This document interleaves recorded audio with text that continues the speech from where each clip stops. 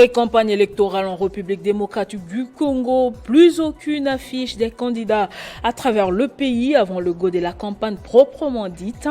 Décision du vice-premier ministre en charge de l'Intérieur, Peter Kazadi, a instruit la police d'enlever toutes les affiches qui attestent une campagne précoce.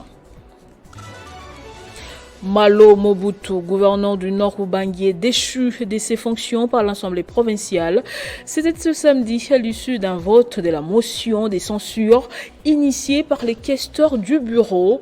Il est reproché au chef de l'exécutif provincial 17 griefs, dont la mégestion.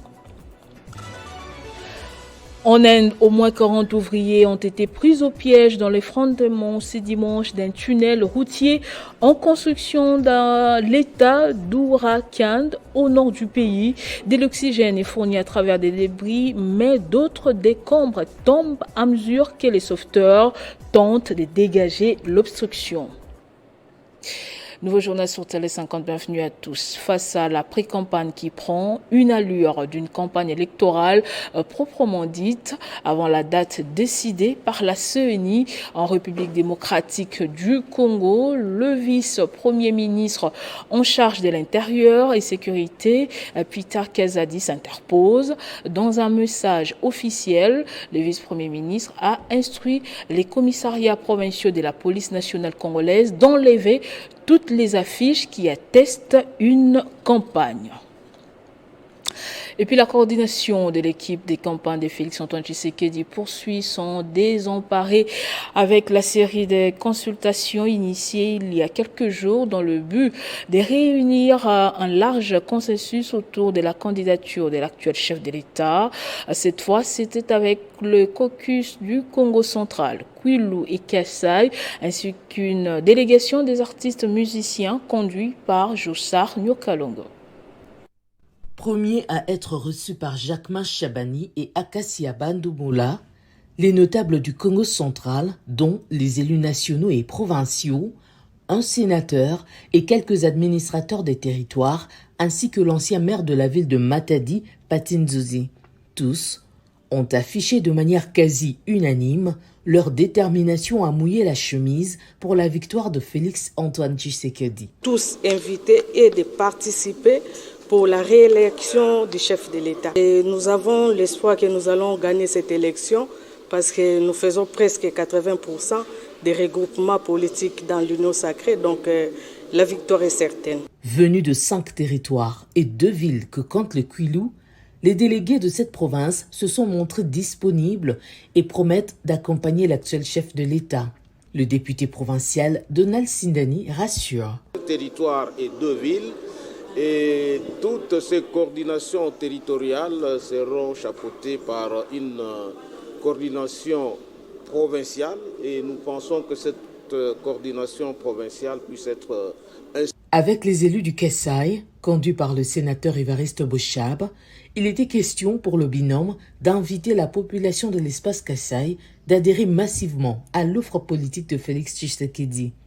Au nom du collectif, le député national Guy Mafuta s'engage et promet le soutien des élus du Kassai à la candidature du chef de l'État. Venu rassurer le chef de l'État, son Excellence Félix-Antoine Tshisekedi Tshilombo, le candidat à sa propre succession, que le Kassai va exprimer sa volonté en sa faveur. La plus grande option que nous avons levée, c'est de soutenir. Dernier à être reçu, la délégation des artistes musiciens engagés à accompagner l'équipe de campagne du chef de l'État. Au nom de ses compères, Félix Wazekwa promet de composer une chanson qui servira de l'hymne de la campagne. Dans sa brève allocution, le coordonnateur de l'équipe de campagne du président de la République a tenu à rassurer les délégués de tous ses focus quant à l'engagement indéfectible du chef de l'État en faveur de l'amélioration des conditions de vie de la population. Il a par ailleurs présenté les initiatives en cours et à venir visant à répondre aux besoins particuliers de chaque province, soulignant ainsi la vision inclusive. Direction la province du Nord-Ubangi, je le disais au sommaire, le gouverneur Malo Mobutu et son équipe ont été déchus ce samedi 11 novembre par l'Assemblée provinciale. Ceci est intervenu lors d'un vote de la motion de censure initiée par les questeurs du bureau de l'organe délibérant. Il est reproché au chef de l'exécutif provincial 17 griefs, entre autres la mégestion, l'incompétence et les détournements. Et c'est en son absence que ce vote a eu lieu. Et pendant ce temps, la société civile, la 4e voie et les bataillons Front Populaire ont organisé ce samedi un point de presse pour exposer leur position au regard de la situation qui prévaut au pays à la veille des élections.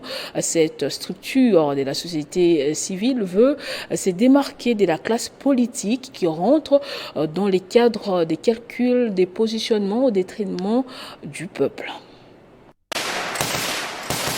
Au regard de la situation qui prévaut dans la partie est de la RDC et considérant les échéances électorales qui se pointent à l'horizon, la 4e voie de la République a dit espérer un changement radical dans la gestion de la res publica. Ce point de presse a été l'occasion pour elle de réintégrer son appel au peuple à prendre ses responsabilités selon le cadre défini par la loi. Dès l'entame, le mouvement politique a rendu hommage à ceux d'après lui ont perdu leur vie dans la lutte pour la libération du Congo. Il s'agissait à l'occurrence de combattants Maïmaï, Bundudia Congo, Kamwina Sapu, les adeptes de Mukongo Bila, le mort lors de l'activité du CLC et les Wazalendo. Nous tirons notre position de l'application de l'article 64 de la Constitution de notre pays, la suspension de toutes les institutions de la République. Nous appelons les chefs coutumiers à appliquer l'effectivité de leurs pouvoirs, chacun sur son territoire. Nous appelons les mouvements qui luttent pour la libération du Congo à multiplier les efforts afin d'obtenir l'effectivité de notre libération. Pour son président Jean-Marie Kalonji, aller aux élections sans nos compatriotes de l'Est constituerait un acte de trahison et de cautionnement de la balkanisation de notre pays. Les comportements de la garde républicaine affichés face à nos compatriotes Wazalendo en date du 30 août 2023, c'est-à-dire ils ont été massacrés pendant que ces derniers réclamaient le départ des forces de l'EAC et de la MONUSCO. Nous comprenons que le peuple congolais est victime. Pour la 4e voie de la République, le Congo n'est pas un bien privé d'un groupe de personnes qui peuvent se permettre de signer les accords en imposant les conséquences au peuple. 4 agents de l'entreprise Transco ont été attrapés main dans le sac. Chauffeurs de leur état, ils ont été surpris à 4 heures du matin en train d'extraire le carburant des bus dont ils sont conducteurs. Le directeur général Cyprien Mbéré annonce une action en justice contre ces mauvais agents qui suivra de leur licenciement. Ils sont au nombre de 4 agents conducteurs de la société Transco, Kamenanzita Joël, Jodita Matouba, Guy Kyoto et Atungulu Fabien. C'est vers la commune de Lancélé, autour des 4 heures du matin, que les agents de la direction générale ont réussi à mettre la main sur ces conducteurs dangereux, en pleine extraction du carburant des 4 bus dont ils sont eux-mêmes conducteurs. 2 parmi les 4 en faisaient déjà leur habitude de vie. Blaise Koumerita, conseiller juridique des Transco, a étalé les faits devant le bâtonnier Mbérémoba, Cyprien, directeur général.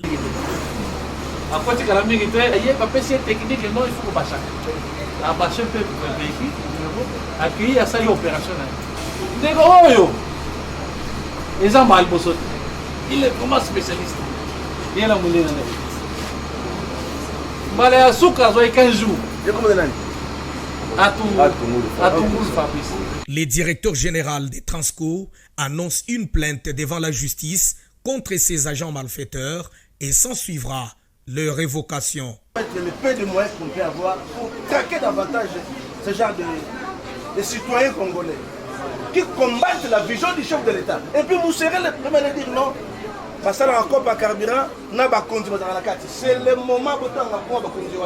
La délégation syndicale des Transco en appelle à tous les cadres et agents à un comportement loyal et responsable au sein de l'entreprise. L'exercice corporel est utile pour la santé, dit-on. C'est dans ce cadre que le mouvement social a parcouru les artères de la commune de Bandalungwa, question de se rapprocher de sa base à une semaine de la campagne électorale. En revers de la médaille, les MS voulaient témoigner sa solidarité avec la population de la partie est de la RDC qui subit les exactions depuis plusieurs années. Une marche de santé pour rester physiquement en forme, c'est l'essence même de cette activité du genre organisée par le jeune du MS. Notre marche, c'est pour notre pays. Marche voilà exercée contre quelqu'un. Ces derniers ont pris d'assaut les artères de la commune de Bandalungwa, question de baliser le terrain pour la campagne électorale qui profile à l'horizon, une initiative de la coordination du parti qui dirige Valérie Chokani. Nous avions voulu mettre sur terrain, amener toute la jeunesse à comprendre que nous sommes inscrits dans un processus qui doit nous amener aux échéances électorales. Et donc nous avions voulu que l'équipe tout entière, ensemble de nos camarades, nous puissions marcher pour la visibilité de notre parti. Pour Alain Mugisha Serutoke, cet exercice pédestre est aussi synonyme de l'expression de la solidarité des membres du MS avec la population du Nord Kivu, meurtrie par une guerre depuis plusieurs années. Là aussi, nous pensons à toute la population de Goma qui est maintenant en difficulté avec les affres de la guerre et l'insécurité. Nous avons un message particulier pour ces peuples de Goma. On leur dit vraiment que nous sommes ensemble. Pour les élections qui arrivent au mois de décembre, le mouvement social parti cher au défunt Pierre Lumbi appelle les Congolais à la vigilance et surtout à la maturité pour voter des vraies personnes qui vont se battre bec et ongle pour un changement réel dans tous les secteurs de la vie.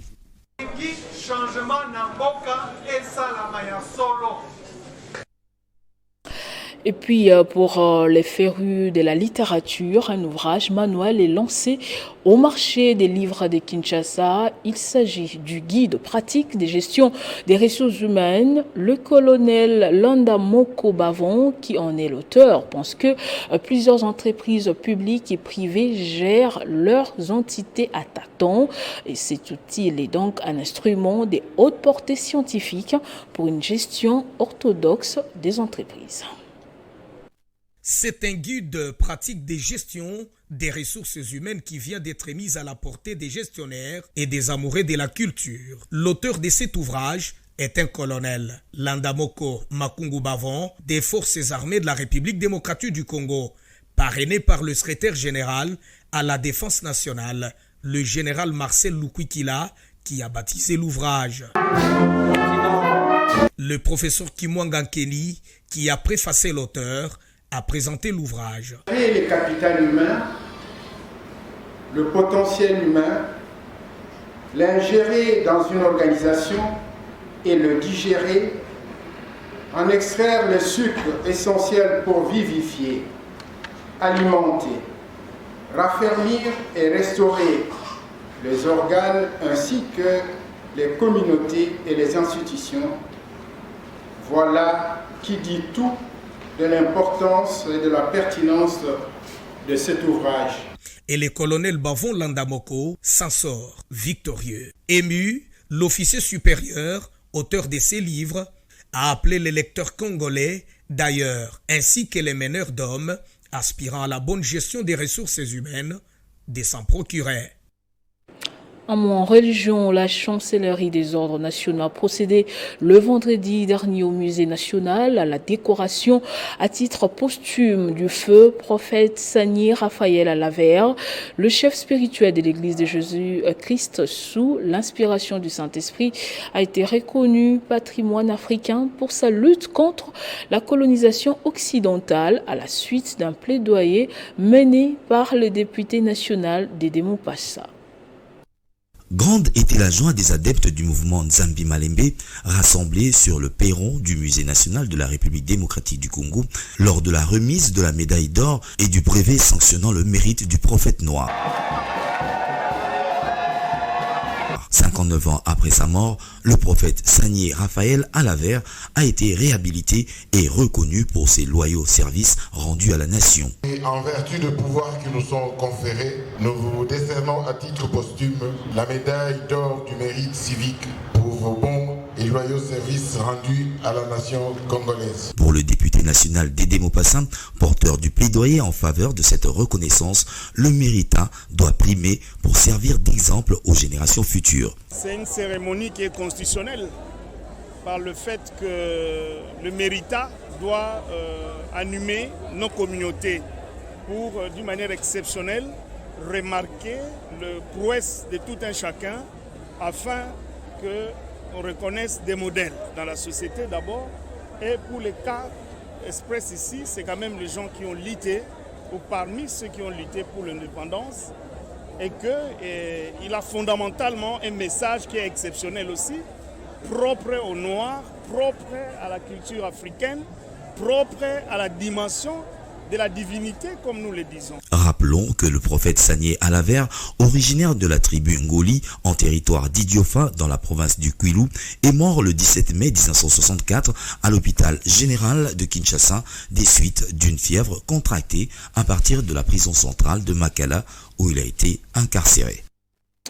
Et dans le monde, au moins 40 ouvriers ont été pris au piège dans l'effondrement ce dimanche d'un tunnel routier en construction dans l'état d'Uttarakhand. Nous sommes au nord de l'Inde, a indiqué un responsable des secours.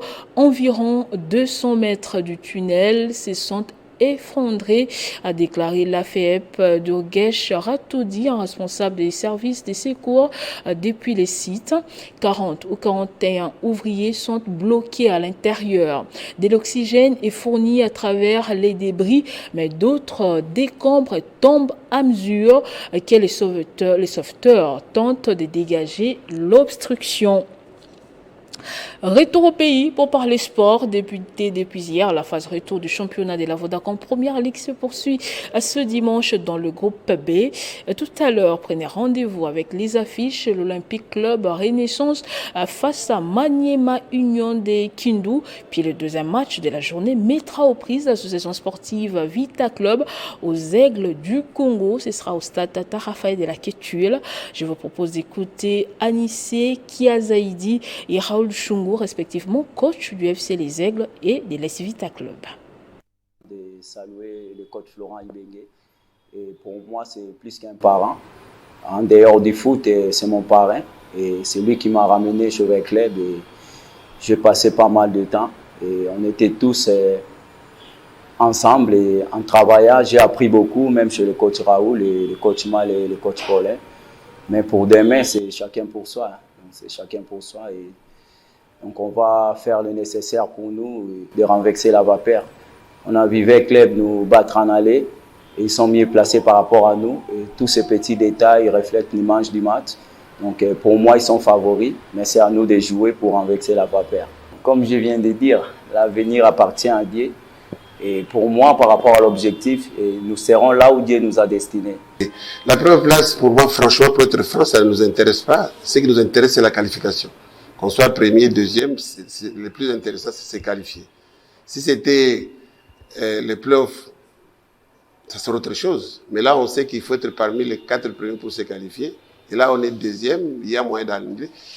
Bon, je ne vais pas polémiquer sur le résultat des matchs comme ça. Il y a ceux qui n'ont pas joué, mais ils ont bénéficié d'au moins 6 points sans jouer, les forfaits comme ça.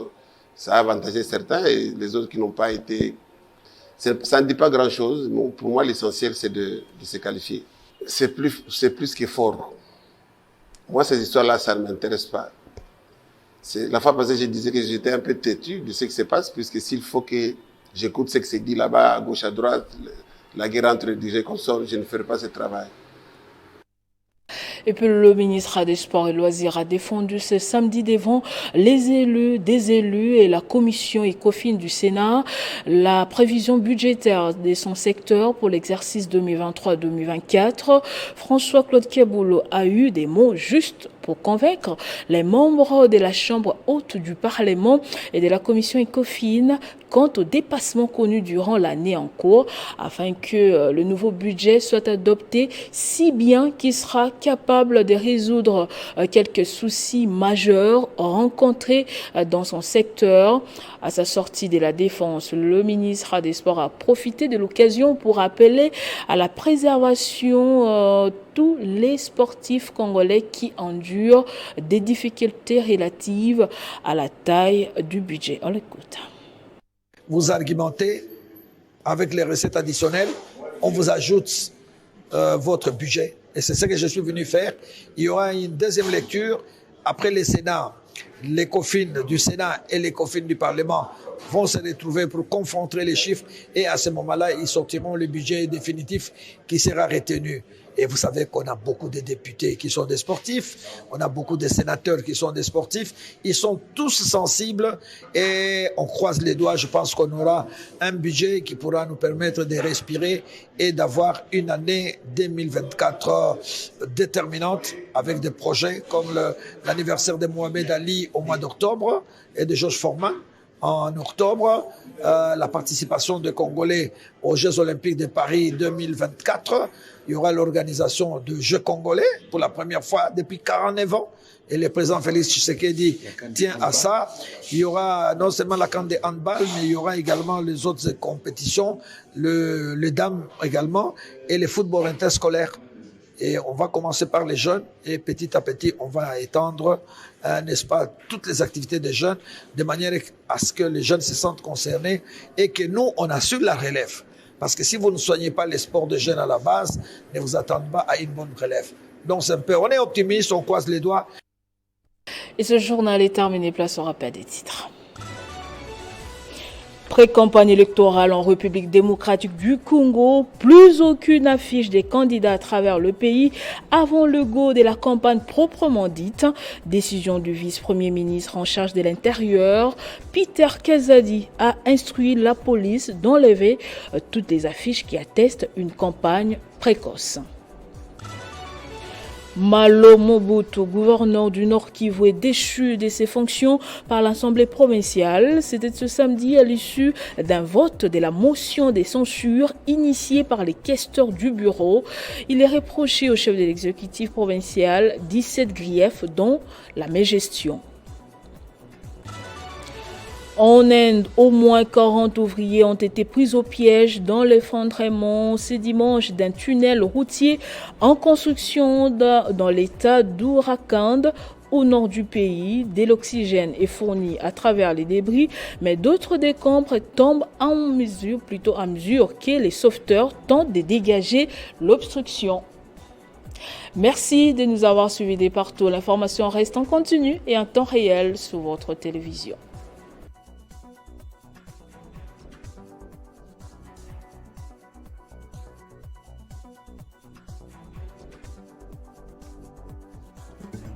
Retrouvez toute l'actualité en continu sur www.tele50.cd.